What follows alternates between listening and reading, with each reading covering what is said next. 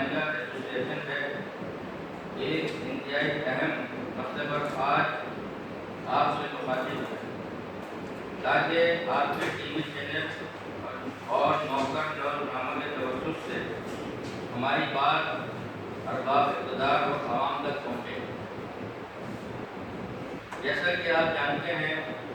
کہ ہماری ایسوسیشن 1969 سے گوشت فروشوں کے مسائل حل کرنے اور ان کی بہبود کے لیے اپنی جدوجہد کر رہی ہے، اور اس کے ساتھ ساتھ ایسوسیشن یہ بھی چاہتی ہے کہ جہاں گوشت فروشوں کے مسائل حل ہوں وہاں عوام کو بھی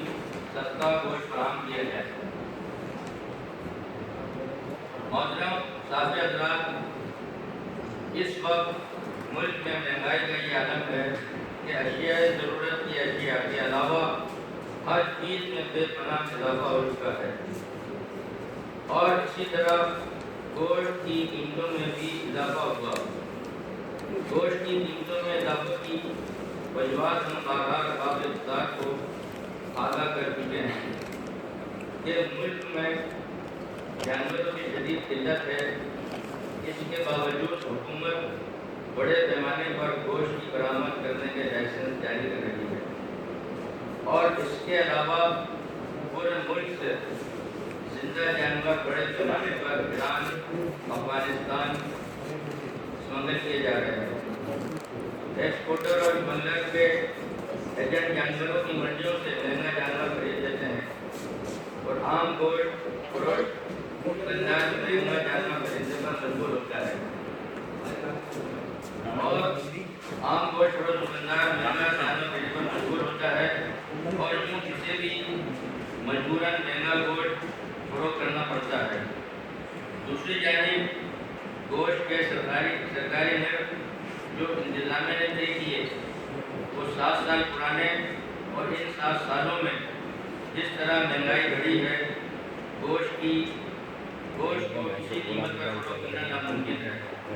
اور اسی پرانے 7 سال پہلے کے نوٹیفیکیشن کے مطابق انتظامیہ گوشت فروشوں پر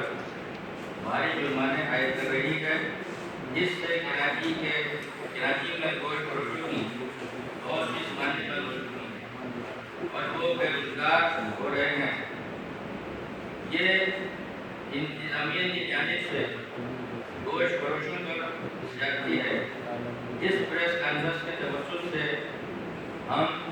ارباب اقتدار حکومت وقت سے مطالبہ کرتے ہیں کہ فوری طور پر گوشت کی برآمد پر پابندی کی جائے اور جانوروں کی اسمگلنگ روکنے کے لیے مؤثر اقدامات کیے جائیں، اور انتظامیہ ایسوسیشن سے مہنگائی کے تناسب کو مد نظر رکھتے ہوئے گوشت کی نئی قیمتوں کے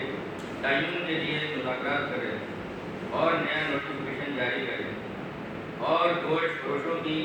دکانوں پر چھاپے مار کر بھاری جرمانے عائد کرنے کا سلسلہ بند کیا جائے۔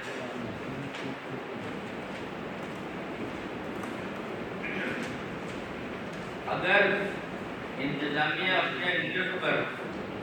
گوشت فروخت کرانا چاہتی ہے تو گوشت فروشوں کو گوشت کی سپلائی فراہم کرے۔ گوشت فروش بلا منافع ماہ رمضان میں سرکاری نرخ پر گوشت فروخت کرنے پر تیار ہے، بصورت دیگر یہ ہمارا آئینی قانونی حق ہے کہ پرامن احتجاج کرنے کا استعمال کریں اور اپنا کاروبار بند کریں۔ شکریہ۔